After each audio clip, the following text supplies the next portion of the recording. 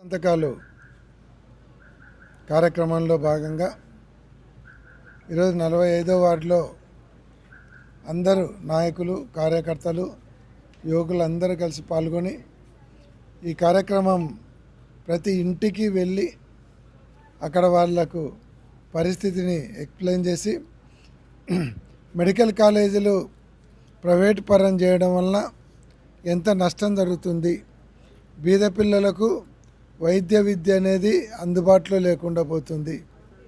అది దాదాపుగా 7-8 వేల కోట్ల విలువ చేసే ప్రభుత్వ ఆస్తులను, పబ్లిక్ ప్రాపర్టీని పీపీపీ పేరుతో వాళ్ళు దోచుకోవడానికి ఈ కార్యక్రమం పెట్టారు.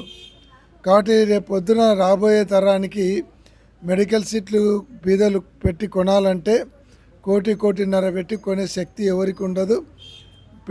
ప్రైవేట్ మెడికల్ కాలేజీలు అంటే వాళ్ళ ఇష్టారాజ్యంగా వాళ్ళు కార్యక్రమాలు ఉంటాయి కాబట్టి వాటిని ప్రైవేట్ పరం చేయొద్దు, ప్రభుత్వమే నడపాలి.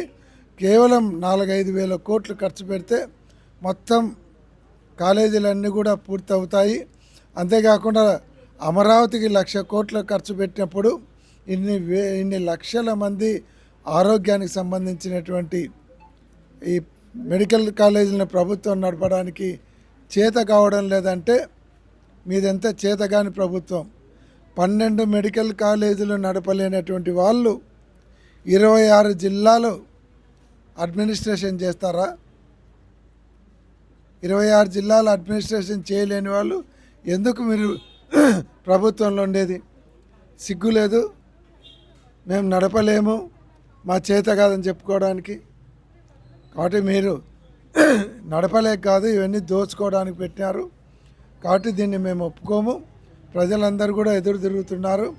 మెడికల్ కాలేజీలు గవర్నమెంటే నడపాలి, జగన్మోహన్ రెడ్డి గారు తెచ్చినటువంటి మెడికల్ కాలేజీలు గవర్నమెంటే నడపాలని ప్రజలందరూ కూడా ఆకాంక్షించి వాళ్ళే ముందరకు వచ్చి అప్లికేషన్లు ఫిలప్ చేసి సంతకాలు పెడుతున్నారు. గవర్నర్ గారికి ఇచ్చిన తర్వాత గవర్నర్ గారు వేసే మొట్టికాయలతో మీరు తెలివి తెచ్చుకోకుంటే ప్రజాగ్రహానికి గురి కావాల్సి వస్తుంది.